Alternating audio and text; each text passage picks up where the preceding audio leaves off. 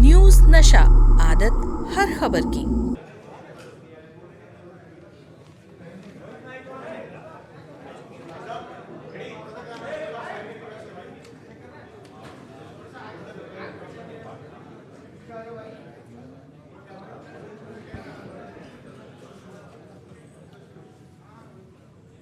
संदीप पाठक जी, आतिशी जी,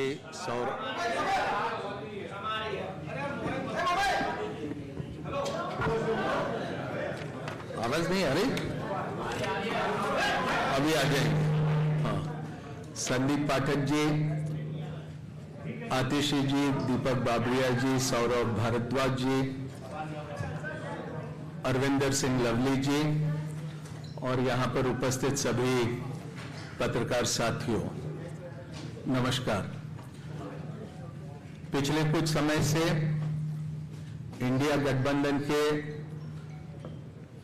विभिन्न राजनीतिक दलों के साथ में लोकसभा के सीट शेयरिंग को लेकर चर्चा चलते रही और आपको इस बात की जानकारी है कि 2 दिन पहले ही समाजवादी पार्टी के साथ भारतीय राष्ट्रीय कांग्रेस पार्टी का सीट शेयरिंग को लेकर समझौता हुआ।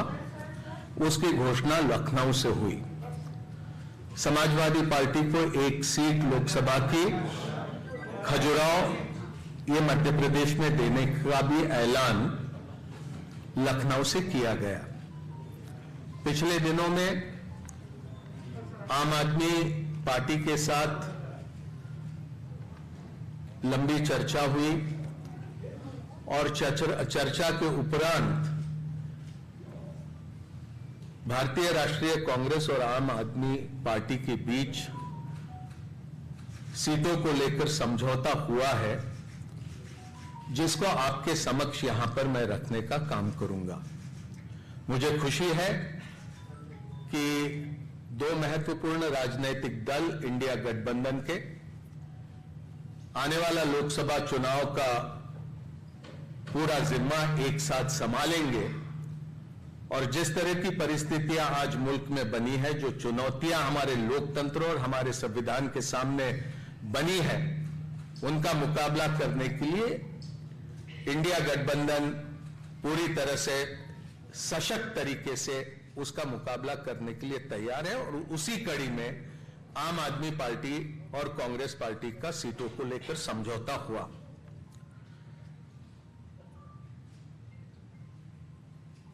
दिल्ली लोकसभा में 7 सीटें हैं। आम आदमी पार्टी 4 पे लड़ेगी। वो 4 सीटें नई दिल्ली, वेस्ट दिल्ली, साउथ दिल्ली और ईस्ट दिल्ली। कांग्रेस पार्टी 3 सीटों पर दिल्ली में चुनाव लड़ेगी, चांदनी चौक, नॉर्थ ईस्ट और नॉर्थ वेस्ट। गुजरात में 26 लोकसभा सीटें हैं, 24 पर कांग्रेस लड़ेगी, 2 सीटों पर आम आदमी पार्टी के प्रत्याशी रहेंगे। भरूच लोकसभा और भावनगर लोकसभा की ये सीटें होगी। हरियाणा में 10 लोकसभा सीटों में से 9 सीटों पर भारतीय राष्ट्रीय कांग्रेस लड़ेगी और 1 सीट जो कुरुक्षेत्र की है, वहां पर आम आदमी पार्टी के प्रत्याशी लड़ेंगे। चंडीगढ़ को लेकर लंबी चर्चा हुई, लेकिन आखिरी में यह तय किया गया कि चंडीगढ़ में भारतीय राष्ट्रीय कांग्रेस के प्रत्याशी चुनाव लड़ेंगे। गोवा में भी, खास करके दक्षिण गोवा में विस्तार से चर्चा हुई, लेकिन फिर यह तय किया गया कि गोवा की दोनों सीटें ये भारतीय राष्ट्रीय कांग्रेस पार्टी लड़ेंगी। तो संक्षेप में ये सीटों को लेकर ये जानकारी आपके समक्ष रखनी थी। ये संभव है, 2 अलग अलग राजनीतिक दल हम होने की वजह से अलग अलग चुनाव चिन्हों पर हम ये चुनाव लड़ेंगे, लेकिन हमारी जिम्मेदारी रहेगी कि दिल्ली में कांग्रेस पार्टी 3 पर प्रत्याशी रखने के बाद भी 7 पर हम किस तरह से कामयाब हो सकते हैं, उस दिशा में हमारा प्रयास रहेगा और हमारे तमाम कार्यकर्ता और नेता उस दिशा में प्रयास करेंगे। और इसी तरह की स्थिति सभी राज्यों में हम दोनों दलों के बीच में ही नहीं तो इंडिया गठबंधन में जितने भी राजनीतिक दल है वो सभी तालमेल के साथ काम करते हुए अधिक से अधिक प्रत्याशियों को कामयाब करने की दिशा में प्रयास करेंगे। ये बोल दिया हो गया। हरियाणा, चंडीगढ़, गुरुग्राम बोल दिया।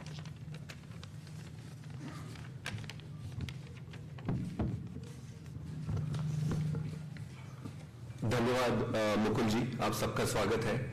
तो सीटों के बारे में मुकुल जी ने सारे स्टेट्स का डिटेल में बता दिया है। मैं बस इतना ही कहना चाहता हूं कि आज देश जिस परिस्थिति से गुजर रहा है, जिस तरीके से भारतीय जनता पार्टी की सरकार सारी संस्थाओं को खत्म कर रही है एक एक करके, जिस तरीके से चुनावों की चोरी हो रही है, जिस तरीके से चुनावों की चोरी करने के लिए, चुनावों को जीतने के लिए विपक्षी नेताओं को जेल में डाला जा रहा है, जिस तरीके से किसानों के साथ अन्याय हो रहा है, जिस तरीके से पूरे देश की जनता बेरोजगारी, महंगाई से जूझ रही है, आज देश को एक ईमानदार और मजबूत विकल्प की जरूरत है। इसी को ध्यान में रखते हुए और अपने स्वयं के राजनीतिक छोटे छोटे बड़े छोटे हितों को दरकिनार करके देश के हितों को सामने रखकर इस गठबंधन में आए हैं। और गठबंधन में आने का उद्देश्य मैं एक बार फिर से आप सबके समक्ष रखना चाहता हूं कि देश इंपॉर्टेंट है, पार्टी हमेशा सेकेंडरी है। इस चुनाव को हम इस तरीके से नहीं लड़ेंगे कि ये कांग्रेस यहां से लड़ेगी, आम आदमी पार्टी यहां से लड़ेगी। इस चुनाव को इंडिया लड़ेगी। कुछ सीटों पर आम आदमी पार्टी अपने कैंडिडेट उतारेगी और कुछ सीटों पर कांग्रेस अपने कैंडिडेट उतारेगी। मेरा ये मानना है कि भारतीय जनता पार्टी के जो कैलकुलेशन और जो भी इन्होंने अपनी रणनीति बनाई थी, वो सारा इस अलायंस के बाद से उलटफेर हो जाएगा और देश की जनता के साथ मिलकर ये चुनाव लड़ेंगे और ये चुनाव जीतेंगे। बहुत बहुत धन्यवाद। प्लीज।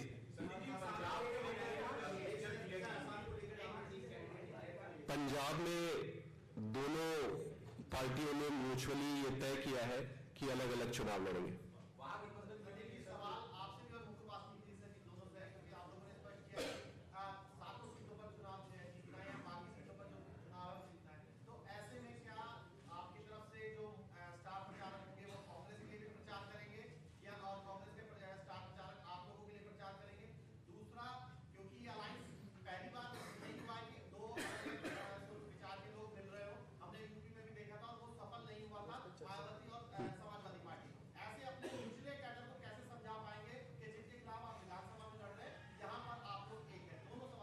देखिए, हमारा पूरा कैडर देश के लिए राजनीति में आया था।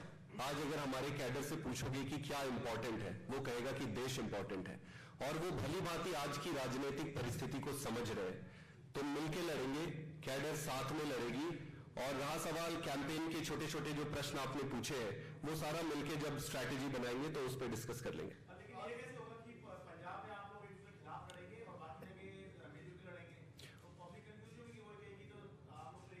नहीं, जनता बहुत समझदार है, जनता सब समझ जाती है। पटेल ने ट्वीट किया था कि उनकी राहुल गांधी से बात हो गई है, वो भरूच जीतेंगे और कहीं ना कहीं ये भी कहा था कि कांग्रेस का कार्यकर्ता आम आदमी पार्टी के लिए कैंपेन नहीं करेगा भरूच। देखिए, सारी परिस्थितियों को समझकर राय मशवरा करके ये हमने फैसला किया है, ये दोनों राजनीतिक दलों के बीच में। और मुझे पूरा विश्वास है कि ये फैसले का सम्मान कांग्रेस का हर कार्यकर्ता करेगा और आम आदमी पार्टी के भी कार्यकर्ता ये समझौता पूरा इसको मानेंगे। सवाल है कि अभी जैसे संदीप जी ने कहा कि हम लोग जो है देश हित को आगे रख के आए हैं, पार्टी को पीछे रखा है और उसी देश हित की बात करते हुए आप लोगों ने कई राज्यों में गठबंधन किया है, लेकिन वो जो है आपको पंजाब में क्यों नहीं हो रहा? देखिए पंजाब की विशेष परिस्थितियां है, वो मेरे से बेहतर आप अच्छे से समझ सकते हैं, और उन परिस्थितियों को देखकर ये फैसला किया गया है कि वहां पर दोनों राजनीतिक दल ये अलग अलग से चुनाव लड़ेंगे।